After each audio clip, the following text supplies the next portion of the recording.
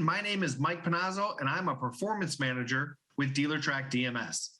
I'm also your host of this session, Improve Service Processes to Grow Your Dealership and Your Profits. I came to Cox in late 2016 after spending about 16 years working in and managing a dealership. So I understand what you're all going through on a daily basis, and I really understand what it takes to step away from your many duties and join sessions like this in efforts to grow and improve. As a performance manager, I get to work with dealers all over the country and help them improve their DMS utilization, but also help them plan and implement process improvements that improve their efficiencies and their profitability. Sessions like this are so important because our daily tasks are so demanding that it becomes difficult to strategize and implement changes that are intended to help you grow. There's so much happening in our industry.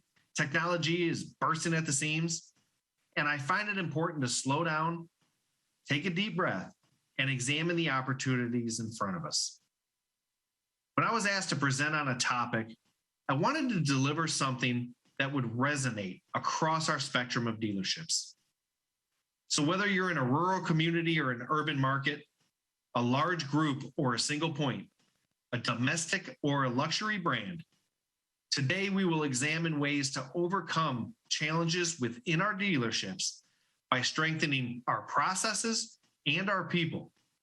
And then we'll tie it all together by using DealerTrack DMS to identify these challenges, implement change, and measure our success. Don't forget to enter your chat questions in the chat box, as we do have people standing by to respond. Also, at the end of the session, my contact information will be on screen, so please reach out with any questions you may have. As we get started, let's take a look at our agenda. First, we're going to cover what your responsibilities look like and some challenges that threaten your success as a service manager.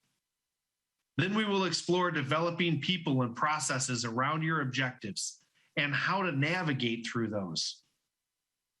We'll talk about change management, what's necessary to prepare and work with change. And then finally, we'll break down a real-life issue and we'll demonstrate working through it. So as we get started, I want to take just a second and speak about what it means to be a service manager. I mean, if I sat you all down, I think we'd all come to pretty much the same conclusion, at least in the top couple suggestions, would be that we are intended to generate revenue, gross profit. I mean, that's what our objective is every day when we come to work. But there's so many other things. I mean, take customer satisfaction. CSI is such a high priority that we've got pressure from dealers, from manufacturers, and most importantly, from our clients. I mean, look at the amount of money that is spent on reputation management and customer retention alone. We need to be able to satisfy manufacturer requirements and stay compliant with their programs. Of course, hiring people, and maybe more important, keeping those people. But it's developing a positive culture where people want to work, but also a positive culture where people want to shop and do business. I think all rolled up at the end, it's about winning. It's about attaining leadership in our auto mall, in our community, in our zone, in our region, our state, whatever that may be. It's about becoming a winner and then staying a winner and maintaining the leadership that we've so rightly earned. Along the way, though, we've got a lot of roadblocks, a lot of challenges along the way that, again, threaten the success of our department and us as a manager. We've got staffing shortages, concerns about the quality of our staff, and the depth of our staff. How good are we from the bottom on up? Part supplies, maybe none more than ever than right now. We are taxed with part supply chain issues across the industry. Manufacturers, there are trusted partners, but at the same time, the manufacturer may causes roadblocks through certain programs and staying compliant with those, like I mentioned earlier. Compressed margins. We talk about this in variable operations and sales departments for years now. But compressed margins are a very real problem affecting our bottom line in variable and fixed operations every day. Service departments are seeing margins compressed through higher cost of sale, through competition. It seems like every street corner has another service repair shop on the corner. The workload, not only are you service managers, but your car wash managers, your vending machine managers, and many other feathers in your hat. We've got market conditions, and then in the last 18 months, and particularly in the last couple of weeks, weather affecting the way that we do business. Our location, our brands, pandemics, all of these are roadblocks. So what are the solutions? I mean, is it really that easy? Well, I don't know, but we could hire more staff. We could pay them a whole lot more money. We could overstock our inventory, change your brand, raise your prices, alter the economy, move the dealership down the street to a better location. We all know that's an easy task. Or we can develop our people and our processes, because the combination of your people and your processes, they turn a product, and that product may be CSI. It may be additional revenue. It may be another product of your people and processes coming together. Great people and great processes, they equal a great product. And it's important to understand that these roadblocks are deterrents. They're not obstructions to our goals and our objectives. They're deterrents that we find strategies to work through them and around them to continually have success in our departments. With all these roadblocks that we just listed that are in our industry, plus more, we are still selling and servicing cars at record paces. And it's because of our people and our processes. Your people the people in your dealership are your highest expense, but they're also your number one asset. And developing them and developing your human expense and your human capital has got to be the number one priority in our dealerships.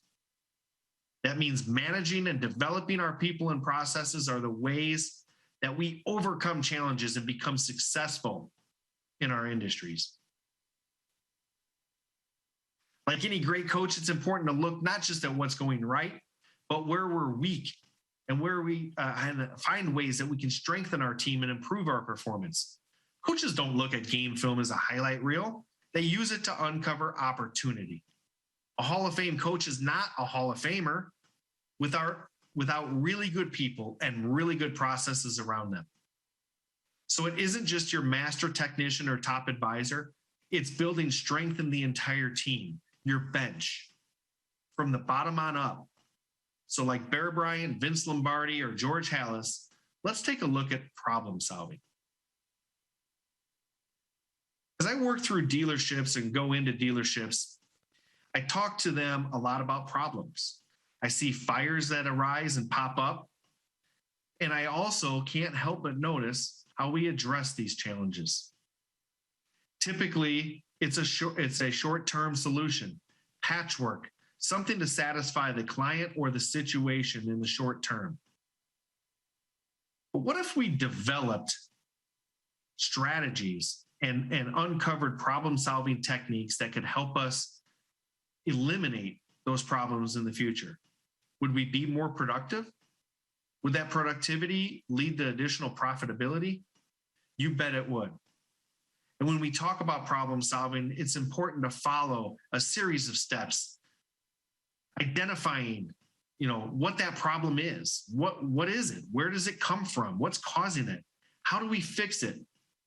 Putting in plans to fix it, and then measuring and managing whether or not it's working, if we should continue down that path or alter or change, right?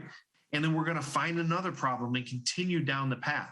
It's not a short-term solution or a piecemeal. It's following some steps to problem solving to uncover and solve for the issues. We use the DMS to review and measure. We use the DMS to identify. We're going to look at labor profit analysis, service writer reports.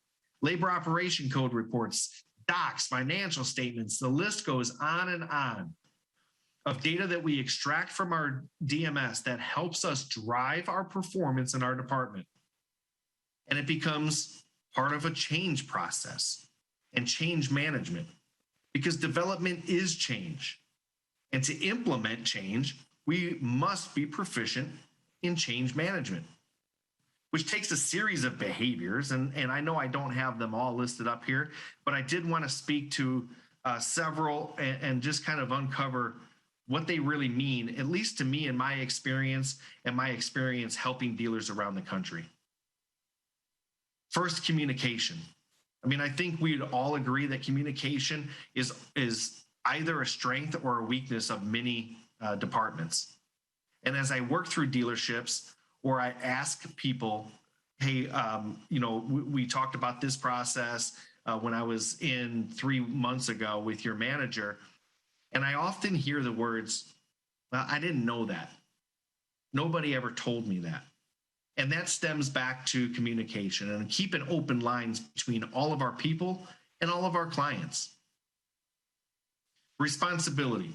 Of course, we bear responsibility in any sort of change management as managers of our departments, but our people do as well. They bear the responsibility to buy in and give it their best effort to move forward. Accountability. People want to win, and they want to be held accountable and understand how they're performing to their expectations. That doesn't mean that they want to be, slapped on the wrist or told they've been doing it wrong all this time.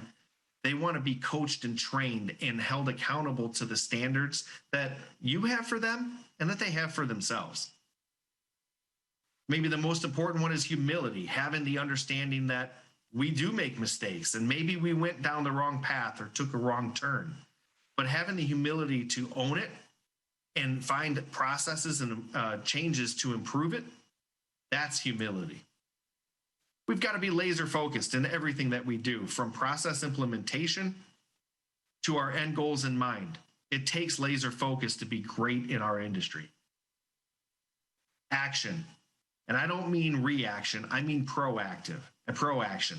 Being proactive in our initiatives and our objectives and our goals is what moves us up another level. Being reactive allows us to sell cars digitally 2 or 3 months behind our competition. Being reactive allows us to retool our service drive to allow for changes in the industry, such as pandemics. Proactive actions allow us to stay ahead of that curve, to be trendsetters, to think outside the box. Of course, change management takes patience. Nothing ever, Rome was not built in a day, and having the patience to continually work on a process improvement is of vital importance in this process. Persistence. A wise person really once told me, nothing, if at first you don't succeed, try again. Stay persistent. Keep working on the process. Don't give up when things fail, because they will. Have praise for those around us. Have praise for the people that are going the extra step to make change work and make change stick. And then ultimately, it's important to be honest with our clients, honest with our coworkers, honest with ourselves about where we are and where we need to go. Almost every time change fails, it's because one or more of these broke down. I was working with a dealership not too long ago and did a little follow-up, and I said, how was this process change that we talked about and we had put in place? And the dealer said, yeah, well, it kind of went by the wayside. And from the back, behind the dealer, I heard somebody say, that was the flavor of the month. And it goes to show you that the flavor of the month becomes the flavor of the month because one or more of these behaviors have failed the change management process. So I encourage you all to, jot these down, work on each individual one, add additional behaviors to this list because it's these things that are going to help us implement and process change. So as we develop our change management process to the problem solving process we spoke about just a few minutes ago, I want to look at a real life application, one that is identifying a challenge within a dealership. In this particular case, and this is a live example from a dealer, we're going to look at the labor profit analysis for an individual service advisor.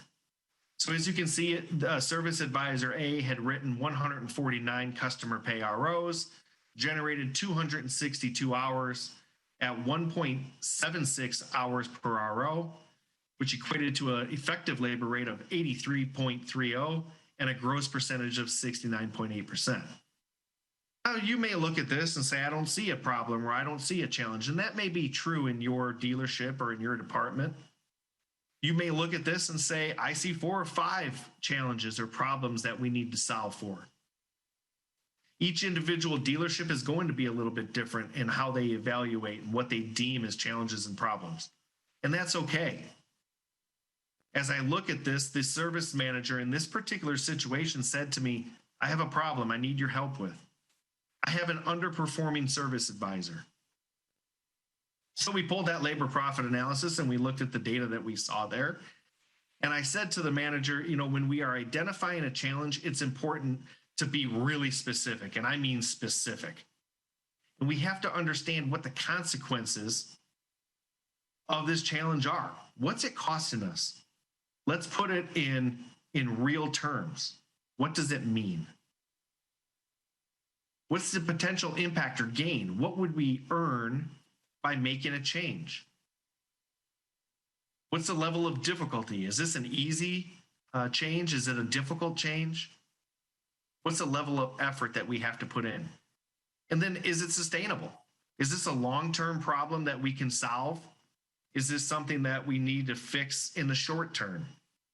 Understanding these 5 points or being specific and understanding the other points are really important to identifying a challenge. So if I'm going to be specific on this particular situation, as I have an underperforming service advisor, I want, again, be specific and say advisor A is at 1.76 hours per RO, and the group average is at 2.35. Okay, that's being specific. It's given actual data along with the problem. We lose shop hours to the tune of 88.5 hours per month. The lift or the impacted gain that we would get would be increased revenue. I mean, we're talking about one service advisor, one payment method, 1 month. Additional revenue of $7,300, which without changing our gross retention gives us over $5,000 of additional gross to the bottom line. Is this an easy problem? Well, of course not. It's a difficult problem. If it was easy, everybody would be doing it and making this change. It is a difficult problem. However, it is sustainable, and it is something that will bring us longer-term success in our departments and longer-term success for an individual, our service advisor. So now that we have the challenge identified, it's important to determine what the root cause is. Where is it coming from? What's the problem, and how do we solve for it? And we need to look at the contributing factors. Again, what's causing this problem? I encourage you to rank those by importance and then weigh out what the effort versus the outcome. Is it worth the lift to put this effort forth? Is the issue solvable? Some issues won't be, and that's okay too. But understanding whether or not they are is the important factor here. It helps us to make a determination on if this is the problem we're going to tackle. Again, looking at our case study of I have an underperforming service advisor and trying to determine the root cause, what are the contributing factors? Well, in this particular case, we had poor sales technique. The advisor didn't know any different. They had never really been trained. Maybe they need additional training or coaching. And then other, issues that pop up, just as an example, I mean, we could have confidence problems, a poor work ethic. Maybe they just need to understand what it takes to win. Additionally, bad luck, and many, many other reasons that could be contributing factors to our root cause. But understanding that with, this advisor in particular, we had a poor sales technique and they needed additional coaching and training. They needed help from their manager. And that's where we come in when we develop our strategy, because we look at what needs to be done. Who's responsible to make this change? How are we going to accomplish it? Are there additional resources, money, time, anything else that need to be applied in the situation? How long is it going to take? Is this a short term? Is this a, can I pick the low hanging fruit and solve this problem this afternoon? Or is this something that's going to take, 2 weeks to implement and change? Using our case study here of I have an underperforming service advisor who needed additional training and needed some coaching, we committed, and we're going to deliver training and commit to a service manager turnover. This is another situation or instance that I want to bring up. In our industry, some completely different processes from variable to fixed ops. In the variable ops side, if a customer comes on the showroom floor to look at a car, and keep in mind we've got small margins, let's just say 3% or 4%.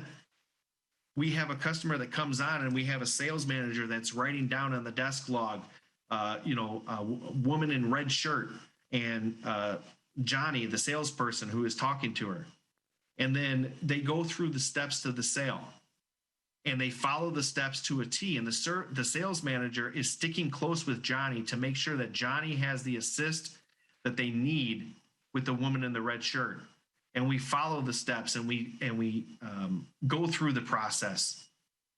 And then we always have a turnover from the sales manager to the client. It's part of the process. It's almost like it's just the way the industry is.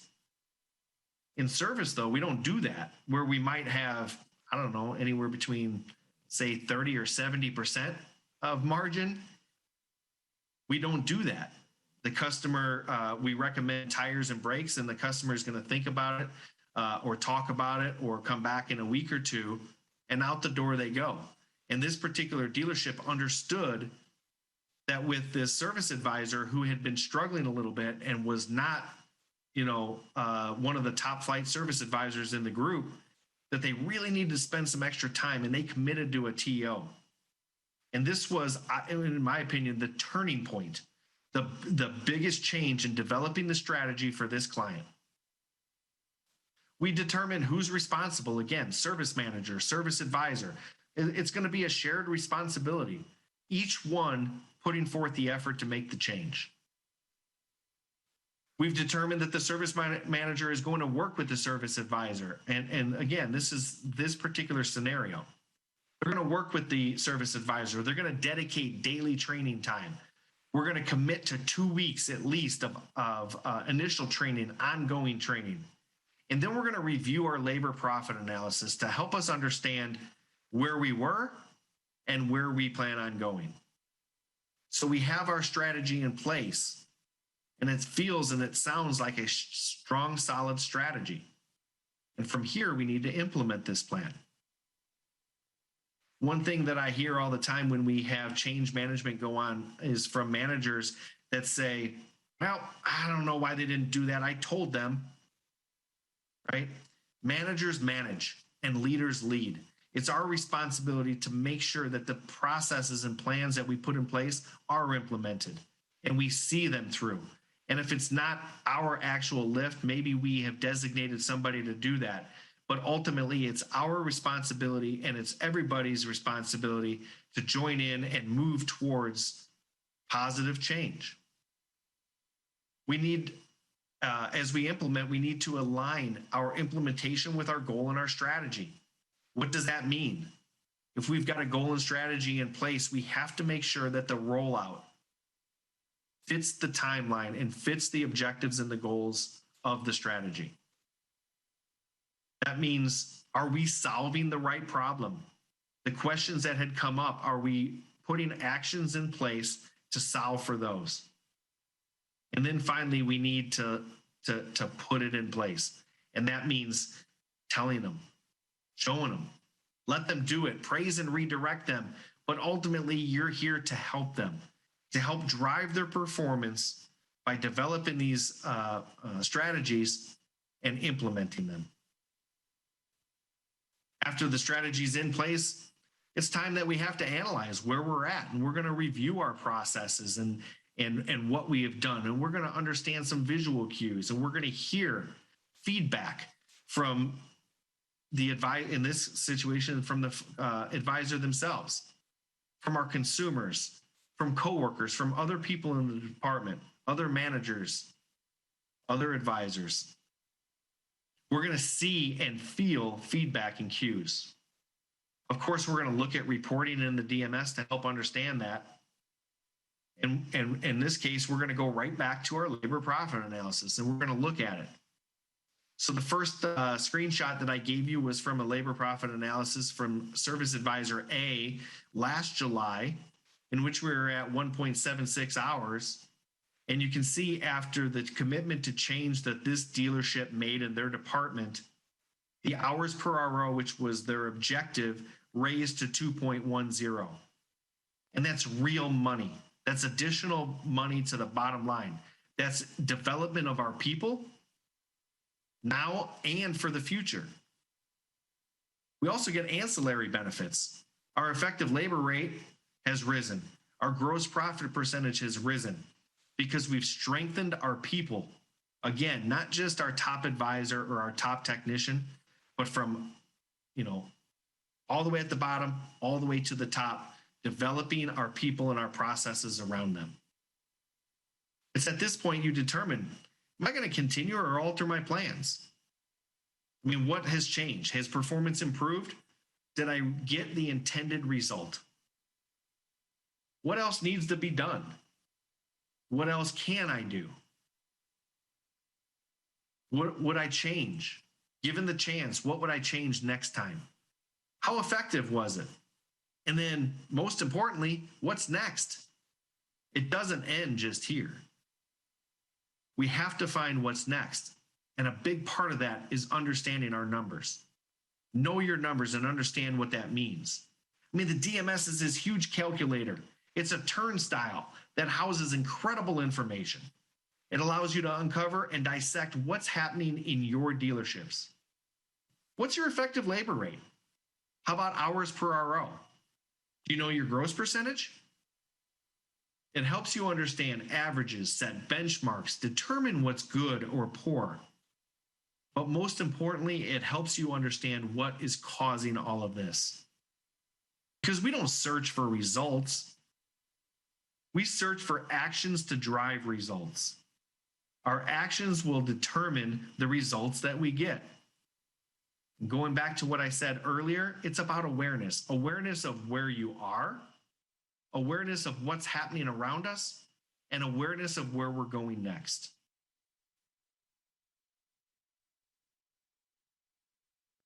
As we review what our topic and what we spoke about today, we talked about developing our people and our processes. We talked about finding challenges within our departments, using the DMS to uncover, where we can have areas of opportunity and where we can move the needle and develop our people and processes around those. We spoke about developing strategies to solve challenges within our department. We implemented our plan and talked about what it takes to do that. And then we looked at change and what, analyzing the how far we have moved. And then we uncovered understanding your numbers and finding the next problem. Again, remember, the DMS is this incredible piece of information that we can mine for data that we can work to improve our departments and our people around them. I really thank you all for joining us today. I hope you found several things you can take back to your dealership to improve your people and process around those. because as your partner in success, our interests are your improvement. By working together, we utilize our offerings and implement strategies. We can help you drive performance in your dealerships. I really cannot wait to speak to and see many of you in the days, months, and years to come.